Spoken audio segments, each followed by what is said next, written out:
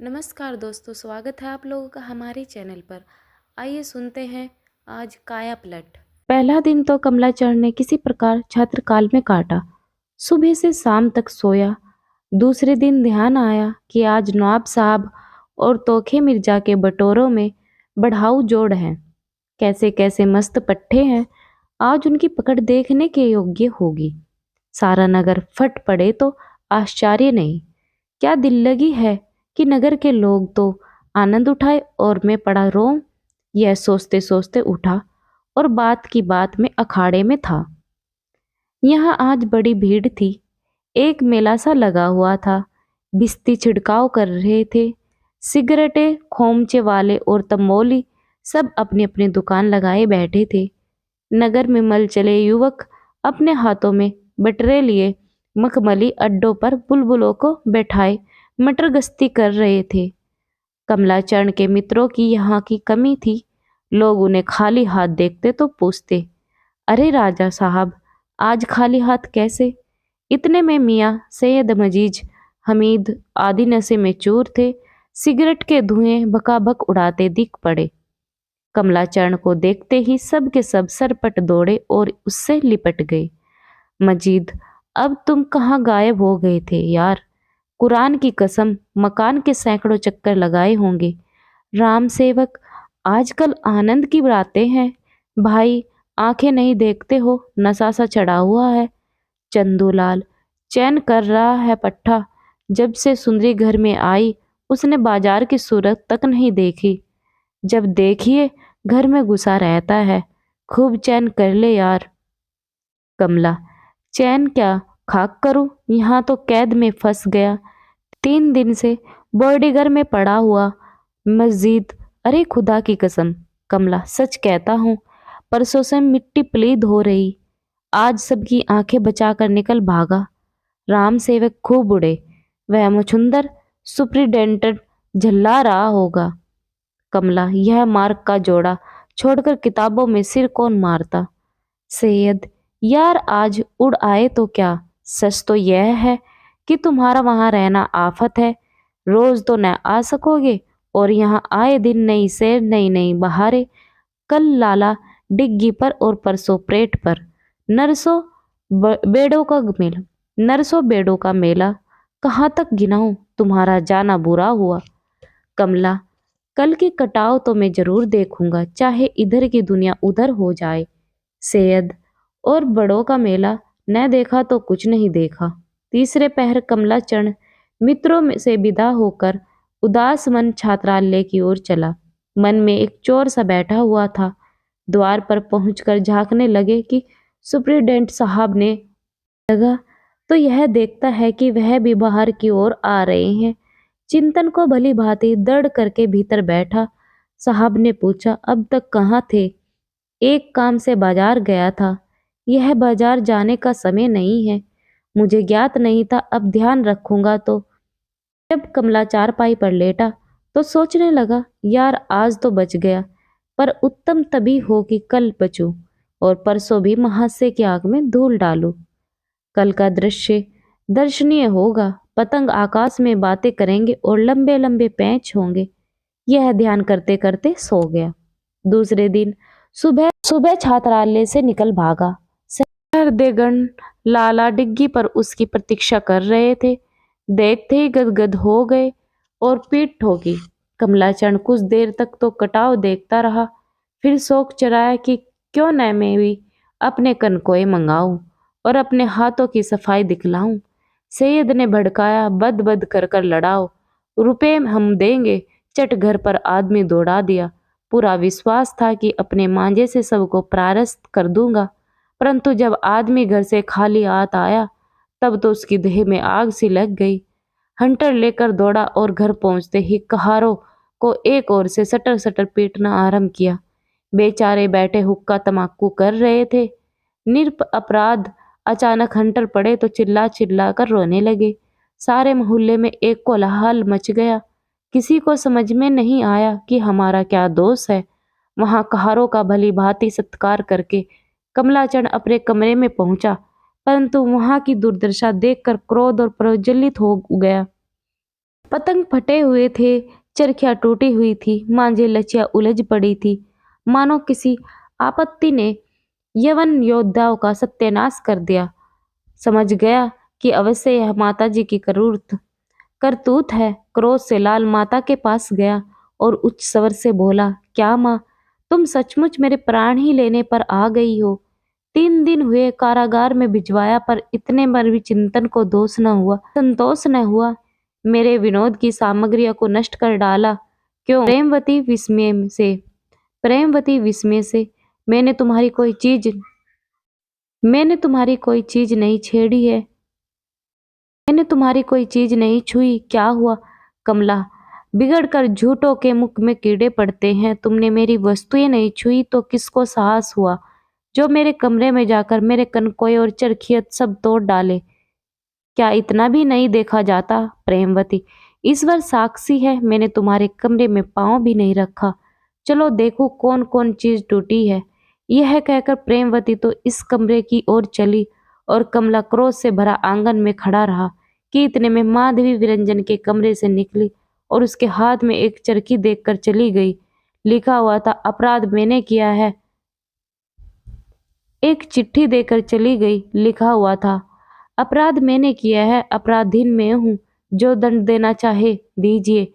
यह पत्र देखते ही कमला भीगी बल्ली बन गया। दबे पांव बैठक की ओर चला। प्रेमवती पर्दे की आड़ से सिसकते हुए नौकरों को डांट रही थी। कमलाचरण ने उसे मना किया और उसी क्षण कुछ और कनकुए से जो बचे हुए थे स्वयं फाड़ डाले, चरखियां टुकड़े टुकड़े कर डाली और डोर से दिया सलाई लगा दी।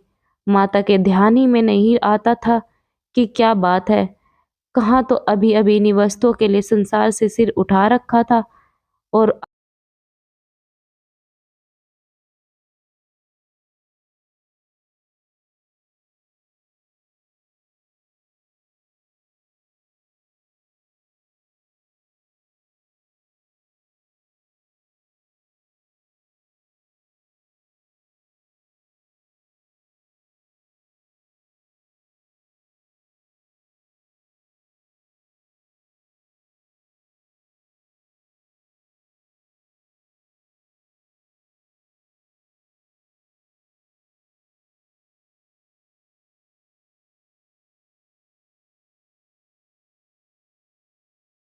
यदि एक बार उनसे भेंट हो जाती तो पूछता कि तुम्हारी क्या इच्छा है, पर कैसे मुंह दिखाऊं?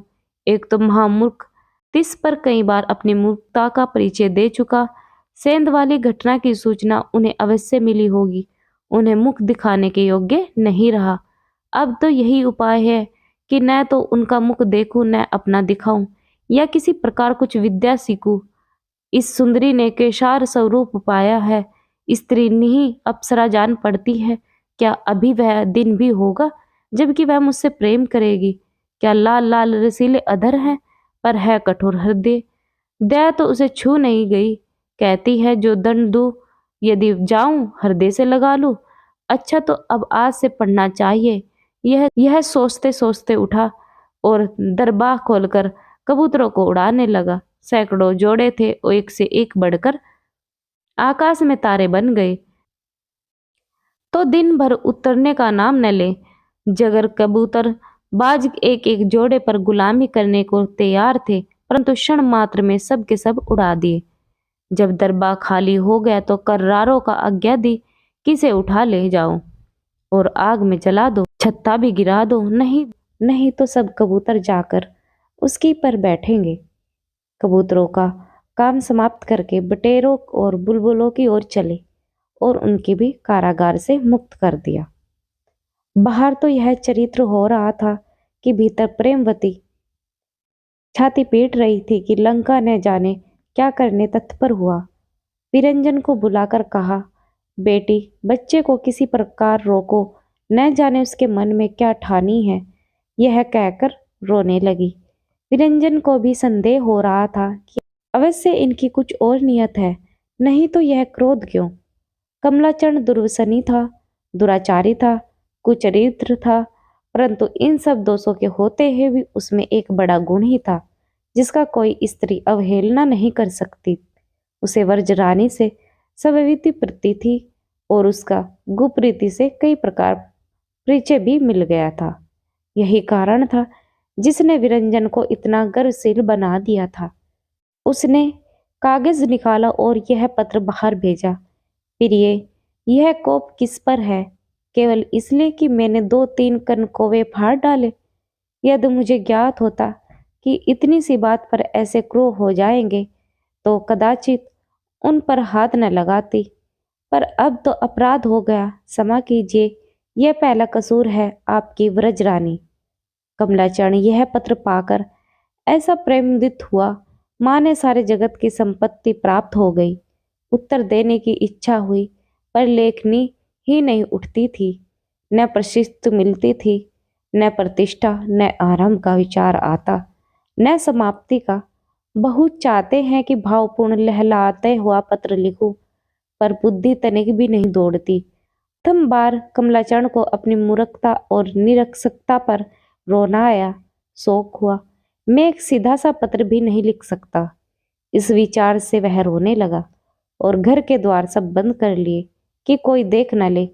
तीसरे पहर जब मुंशी श्यामचरण घर आए, सबसे पहली वस्तु जो उनकी दृष्टि में पड़ी वह आग का अलाव था। विस्मित होकर नौकर पूछा, यह अलाव कैसा? नौकर ने उत्तर दिया, सरकार, दरबा जल रहा है। मुंशी जी गुड़क कर इसे क्यों जलाते हो? अब कबूतर कहाँ रहेंगे? कहार छोटे बाबू की आज्ञा है कि सब दरबे जला दो। मुंशी जी कबूतर कहाँ गए? कहार सब उड़ा दिए, एक भी नहीं रखा। कनकोए सब फाड़ डाले और डोर जला दी। बड़ा नुकसान किया। कहरों ने अपनी समझ में मार पीट का उबलाव लिया।